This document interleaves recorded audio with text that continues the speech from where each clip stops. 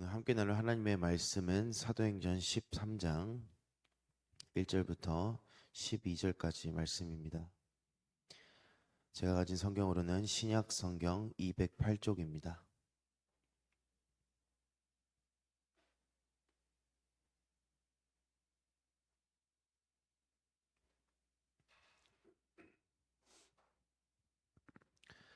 사도행전 13장 1절부터 12절까지 말씀입니다.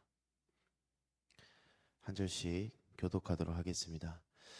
안디옥 교회에 선지자들과 교사들이 있으니 곧 바나바와 니게르라 하는 시몬과 구레네 사람 루기오와 분봉왕 헤롯의 젖동생 마나인과 및 사울이라.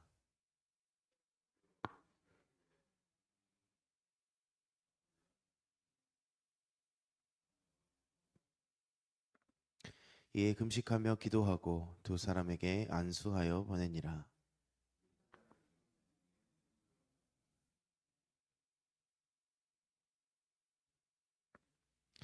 살라미에 이르러 하나님의 말씀을 유대인의 여러 회당에서 전할세 요한을 수행원으로 두었더라.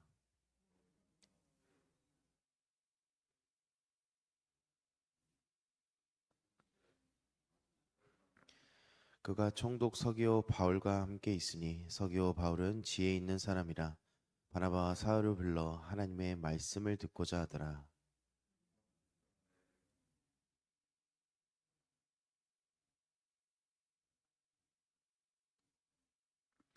바울이라고 하는 사울이 성령이 충만하여 그를 주목하고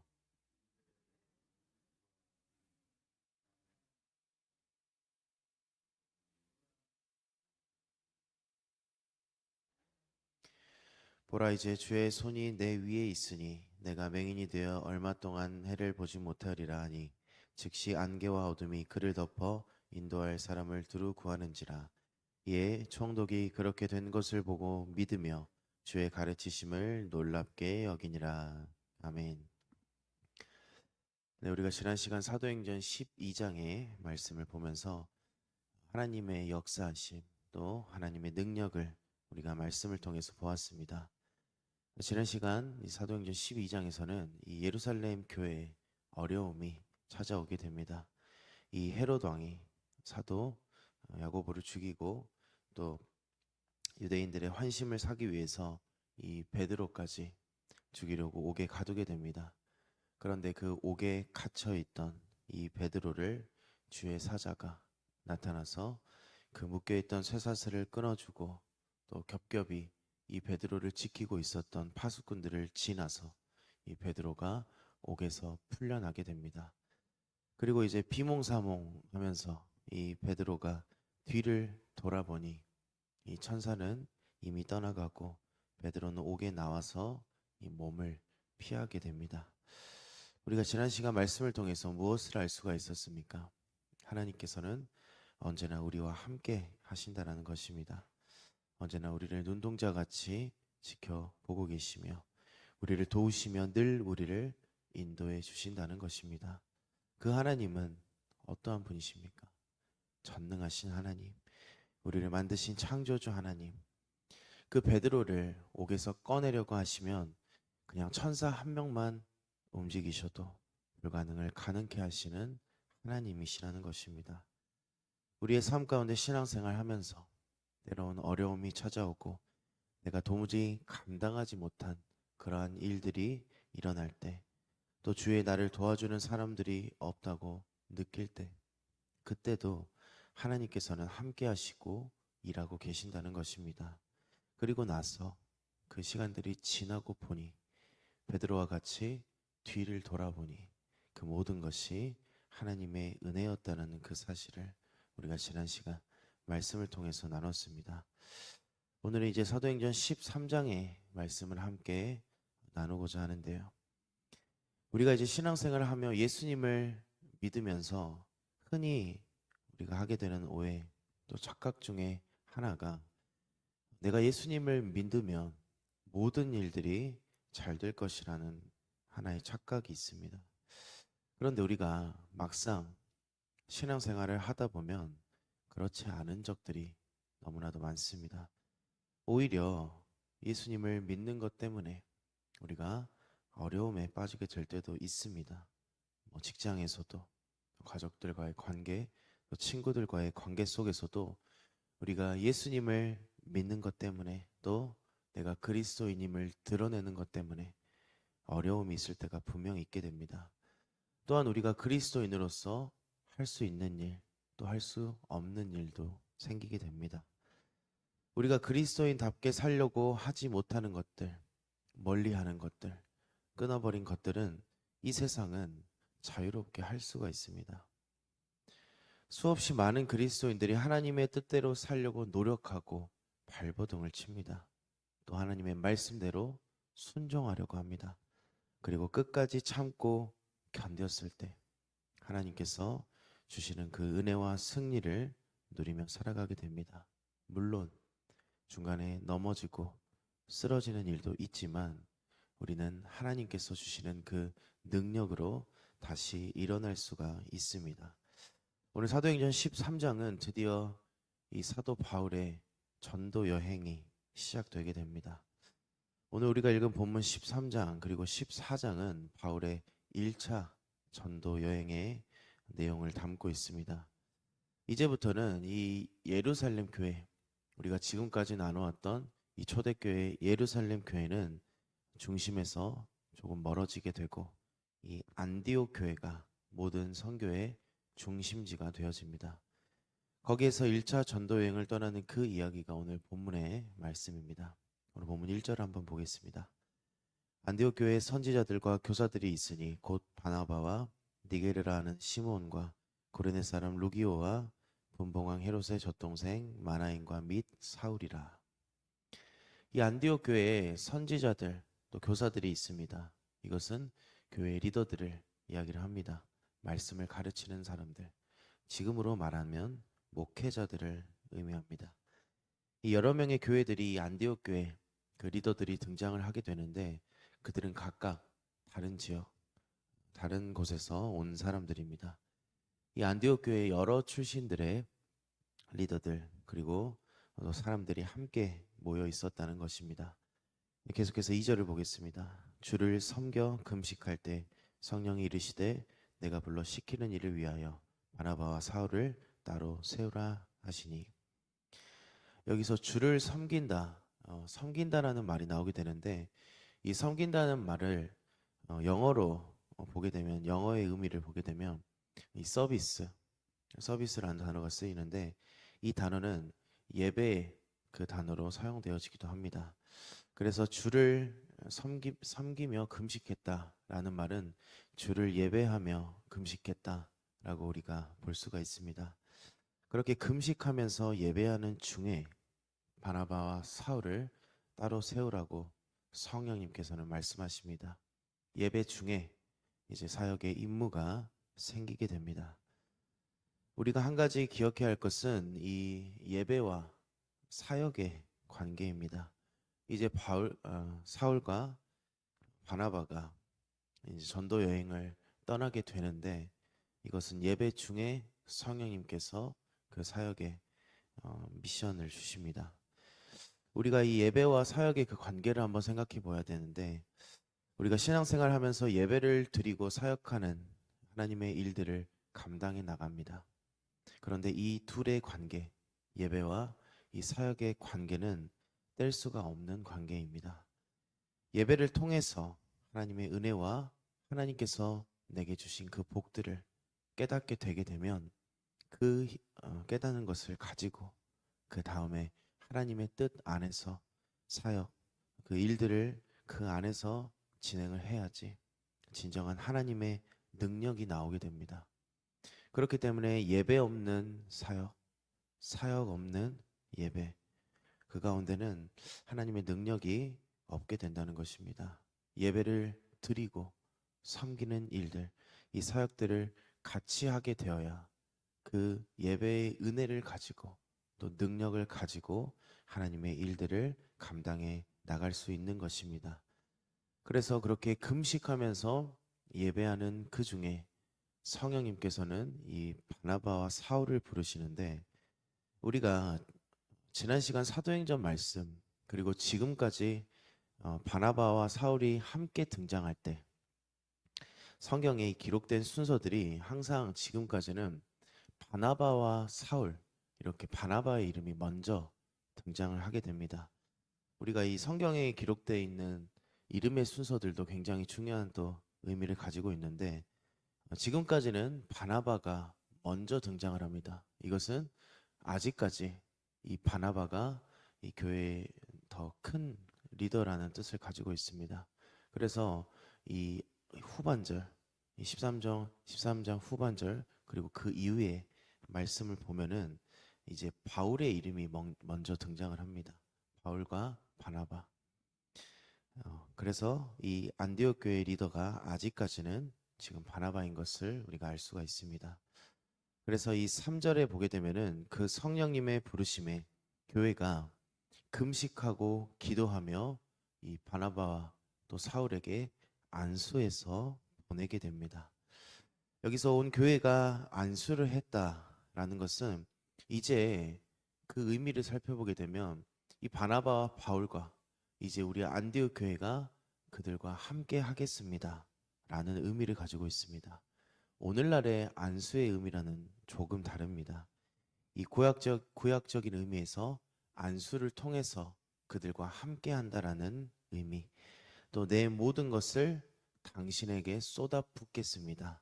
당신들이 어디에 가든지 무엇을 하든지 내가 함께 협력하고 기도하고 서포트하겠습니다 라는 의미가 이 안디옥 교회가 바나바와 사울에게 안수했다라는 의미로 우리가 알 수가 있습니다. 그렇기 때문에 이 바나바와 바울이 이 선교 여행을 떠날 때 안디옥 교회가 함께하고 또 기도하고 도움을 주겠다는 의미입니다. 그렇게 해서 바나바와 사울이 1차 전도 여행을 떠나게 됩니다. 본문 4절입니다. 두 사람이 성령의 보내심을 받아 실루기아에 내려가 거기서 배 타고 구브로에 가서, 이 4절의 말씀과 같이 사실 교회의 모든 일들은 우리가 계획하고 사람이 하는 것이 아니라 성령님께서 인도하시고 이끌어 나가십니다.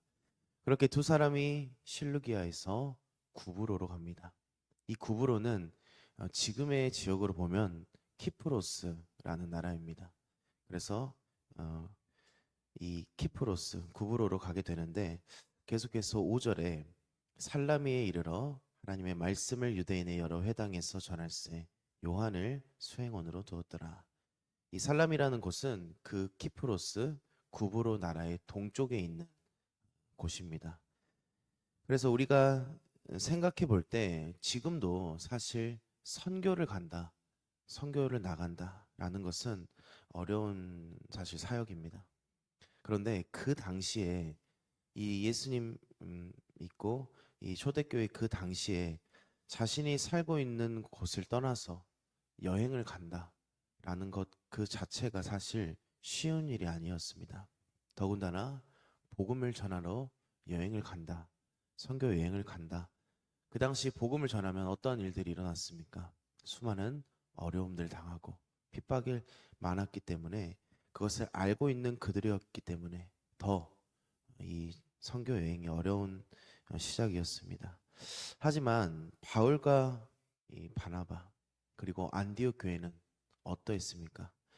성령님께서 말씀하신 그 말씀, 또 성령님의 그 인도하심에 자신의 생각과 어떠한 타협을 가지고 이것저것 뭐 어떤 것을 재고 그런 것이 아니라 즉시 순종.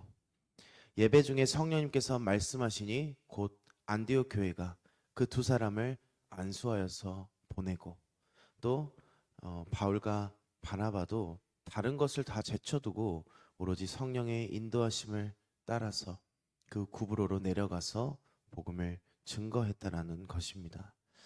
우리의 삶 가운데서도 마찬가지입니다. 우리가 어찌하든지 하나님 말씀대로 살겠다, 순종하겠다라는 그 결단이 있으면 사실 두렵지 않습니다. 보통 우리가 새롭게 첫 발을 내딛는다는 것은 두려움과 걱정이 있습니다. 하지만 그 첫 발걸음에 하나님께서 함께 하신다라는 그 믿음이 있다면 두렵지 않다는 것입니다. 왜입니까? 내가 계획하고 내가 한 것이라면 그 일들을 위해서 많이 좀 준비할 수도 있고 또 그 어떠한 어려움을 당하지 않도록 계획하고 준비합니다. 그런데 이것은 내가 계획한 것이 아닙니다. 전능하신 하나님께서 모든 것을 주관하시고 하나님께서 함께 하시고 일하심을 믿는다면 그것을 믿고 순종한다면 우리가 두려움이 생기지 않는다는 것입니다. 그렇게 해서 그러한 마음을 가지고 이 바나바와 사울이 여행을 떠나게 됩니다. 이 구부로 가게 되는데 그곳은 우리가 방금 나눴다시피 키프로스 섬 지역입니다. 지금으로 따지면 하와이 같은 그런 섬 지역인데 비교적 온화한 기온도 가지고 있었고 먹을 것도 풍부한 또 이 로마로 지나가려면 그 구브로 섬을 지나야 하는 교통의 요충지 같은 곳입니다. 그리고 바나바에게는 고향이기도 합니다. 그리고 그 구브로로 가서 회당을 돌아다니며 복음을 증거하는데 요한을 수행원으로 두게 됩니다. 여기서 말하고 있는 요한은 마가 요한입니다. 마가 요한. 그래서 이 바나바의 조카이기도 하고 또 마가복음을 쓴 마가복음의 저자이기도 하고 또 우리가 사도행전 초창기에 봤을 때처럼 이 마가의 다락방 120명의 초대교회 성도들이 모였던 그 마가의 다락방의 주인인 그 마가입니다. 그렇게 해서 그 마가가 이 마가 요한이 함께 바나바와 또 사울과 전도 여행을 수행원으로 떠나게 됩니다. 그리고 6절에 보면은 그 구브로 살라미라는 지역에 내려가서 이 바보라는 지역까지 가게 되는데 그곳에서 누구를 만나게 됩니다. 바예수라 하는 유대인 거짓 선지자 마술사를 만나게 됩니다. 이 바예수라는 마술사라고 성경에 기록되어 있는데 오늘날 같이 우리가 알고 있는 뭐 어떠한 트릭을 쓰는 그 마술을 하는 사람이 아니고 이 당시 마술사는 점쟁이입니다. 점쟁이. 그래서 그 이름이 바예수였다라는 그 이름의 뜻을 보게 되면 바예수 이 앞에 바라는 말은 아들이라는 뜻입니다. 그리고 예수는 이 구약 성경에 여호수아가 이 신약의 헬라어로 예수라고 부르게 되는데 그 뜻은 구원이라는 뜻입니다. 그러면은 바예수라는 이름의 뜻은 무엇입니까? 구원의 아들. 그래서 이 사람들이 그 당시 이 점쟁이를 바예수라 불렀다라는 그 의미를 생각해 보면은 그 당시 이 바예수라 불리는 점쟁이가 많은 사람들에게 점을 봐주면서 사람들의 문제를 해결해 주고 또 어떠한 그 사람들의 길들을 말해주는 그런 사람들에게 꽤나 유익을 주었던 영향력이 있었던 마술사였습니다.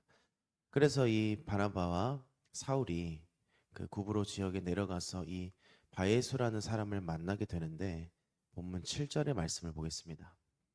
그가 총독 서기오 바울과 함께 있으니 서기오 바울은 지혜 있는 사람이라 바나바와 사울을 불러 하나님의 말씀을 듣고자 하더라. 이 총독 서기오를 만나게 됩니다. 그가 처음에는 이 바예수라는 마술사, 이 거짓 선지자를 곁에 두고 그의 말을 듣는 사람이었습니다. 그런데 지금 바울 일행이 왔다는 그 소식을 듣고 이제 궁금했던 것입니다. 이들이 도대체 어떤 이야기를 할까? 들어보자 라는 마음으로 이 바울과 바나바를 만나고자 했는데 그때에 이 바예수, 이 거짓 선지자가 바울 일행의 복음 전도를 방해하게 됩니다. 오늘 본문 8절입니다. 이 마술사 엘루마는 그러니까 이 마술사의 본래 이름은 엘루마라는 이름입니다. 그리고 사람들이 불러줬던 그 별명이 바예수였습니다. 이 이름을 번역하면 마술사라. 그들은 그들을 대적하여 총독으로 믿지 못하게 힘쓰니 영적인 전쟁입니다. 이 바예수 엘루마라는 그 사람이 자기 나름대로 지금 총독을 휘어잡고 자기가 총독을 곁에 두고 붙잡아 놓았는데 이 바울과 이 바나바의 그 이야기를 듣는 것을 뺏기는 것을 막으려고 했다는 것입니다. 우리가 한 사람이 예수님을 믿을 때 그곳에는 엄청난 영적인 전쟁들이 있습니다. 사단은 예수님을 못 믿게 하려고 온갖 일들을 벌입니다. 우리가 신앙생활을 하면서도 마찬가지입니다. 꼭 주일날 아침에 다툼이 일어나고 교회 오는 길에 어려움이 생기고 예수님을 믿지 못하게, 교회를 가지 못하게 막는 영적인 전쟁들이 수도 없이 일어나고 있다는 것입니다. 베드로전서 5장 8절입니다. 근신하라 깨어라 너희 대적 마귀가 우는 사자와 같이 두루 다니며 삼킬 자를 찾나니. 우리 대적 마귀는, 사단은 우는 사자와 같이, 이 먹잇감을 찾아서 울부짖는 그 사자와 같이 삼킬 자를 찾고 있다는 것입니다. 계속해서. 그러니 우리는 어떻게 해야 합니까? 에베소서 4장 27절입니다. 마귀에게 틈을 주지 말라.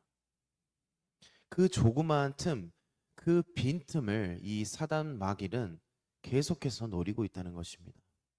눈에는 보이진 않지만, 총소리는 들리지 않지만 치열한 영적인 전쟁, 이 하나님의 자녀로 살아감에 있어서 수도 없이 겪고 이겨내야 하는 그 영적인 전쟁이 우리의 삶 가운데 있다는 것입니다.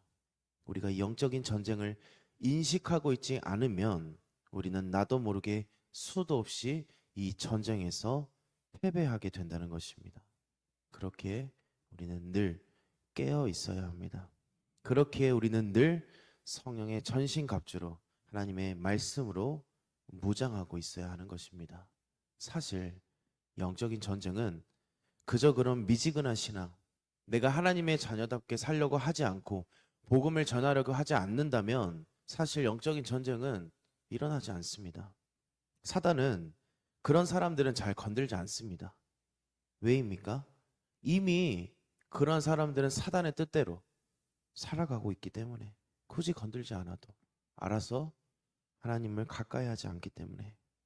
그런데 우리가 어떻게든 복음을 증거하고 어떻게든 성령의 충만한 삶을 살려고, 어떻게든 하나님의 말씀에 순종하는 삶을 살려고 발버둥을 칠 때 사단은 자꾸만 틈을 찾고 자꾸만 우리를 넘어뜨리려고 한다는 것입니다. 그것이 바로 영적인 전쟁입니다. 우리가 영적인 전쟁을 이기려고 늘 깨어있고 노력하고 발버둥을 칠 때 하나님께서는 결국에는 승리하게 하십니다. 이 승리가 지금 시작이 됩니다. 본문 9절부터 11절입니다. 바울이라고 하는 사울이 성령이 충만하여 그를 주목하고 이르되 모든 거짓과 악행이 가득한 자요 마귀의 자식이요 모든 이의 원수여 주의 바른 길을 굽게 하기를 그치지 아니하겠느냐. 보라 이제 주의 손이 내 위에 있으니 내가 맹인이 되어 얼마 동안 해를 보지 못하리라 하니 즉시 안개와 어둠이 그를 덮여 인도할 사람을 두루 구하는지라. 이 바울이 그 복음의 증거를 방해하는 이 거짓 선지자, 이 바에수에게 어마어마한 저주를 퍼붓습니다. 그리고 그의 눈을 멀게 합니다. 바울이 승리할 수 있었던 그 비결이 무엇입니까? 오늘 본문 9절에서는 정확히 말씀하고 있습니다. 바울이라고 하는 사울이 성령이 충만하여서. 이 9절부터 지금 사울이 바울의 이름으로 변화되는 9절이 그 시점입니다. 이 바울이 성령이 충만하여서 그냥 자신의 생각대로 이 사람이 나를 방해하니까 나쁜 사람이니까 그런 것이 아니라 성령이 충만하여서 이 거짓 선지자를 대적했다는 것입니다. 우리가 영적인 전쟁에서 승리할 수 있는 그 비결은 성령의 충만함, 또 성령의 전신갑주, 하나님의 그 말씀의 무기를 우리가 가지고 있어야지 이 영적인 전쟁에서 우리는 승리할 수 있다는 것입니다. 우는 사자와 같이 달려드는 이 사단을 이길 방법이 무엇이 있겠습니까? 그 사자보다 강력한 무기, 성령의 전신갑주, 하나님의 말씀의 그 무기가 우리의 승리의 비결이 된다는 것입니다. 그렇게 바에수라고 불리는 그 거짓 선지자가 눈이 멀게 됩니다. 그리고 그 결과입니다. 오늘 본문 12절입니다. 이에 총독이 그렇게 된 것을 보고 믿으며 주의 가르치심을 놀랍게 여기니라. 이 사건을 통해서 그 구브로, 그 키프로스 그 지역의 총독이 예수님을 믿게 됩니다. 놀라운 것은 그 구브로, 이 키프로스 그 지역에 비석이 하나가 발견됩니다. 그런데 그 비석에는 뭐라고 적혀 있었냐면 서기오 바울이 그리스도인이고 그의 온 가족이 그리스도인이다라는 기록이, 그 비석이 실제로 발견이 되었습니다. 이 영적인 전쟁에서 승리함으로 그 한 사람이 예수님을 믿게 됩니다. 그리고 그로 인해서 온 가족이 그리스도인들이 되었다는 것입니다. 오늘 본문은 바울의 1차 전도 여행의 시작을 알립니다. 그 전도의 여행의 시작은 성령님의 말씀하심에, 인도하심에 따른 순종과 결단으로 시작되었고, 또한 성령의 충만함으로 영적인 전쟁에서 승리합니다. 그 결과는 무엇이었습니까? 복음을 듣기 전에 다른 영들, 거짓 영에 붙들려 있었던 그 총독이 예수님을 믿고 그의 가족들도 그리스도인이 되었다는 것입니다. 우리의 삶 속에서도 수많은 영적인 전쟁이 있습니다. 그 영적인 전쟁은 우리가 하나님의 말씀에 순종할 때 그리스도인답게 살려고 발버둥을 치려면 칠수록 더욱더 치열해집니다. 하지만 우리가 끝까지 버티고 승리할 수 있는 그 방법, 사단을 이길 수 있는 그 힘을 우리가 길러야 합니다. 그 힘은 무엇입니까?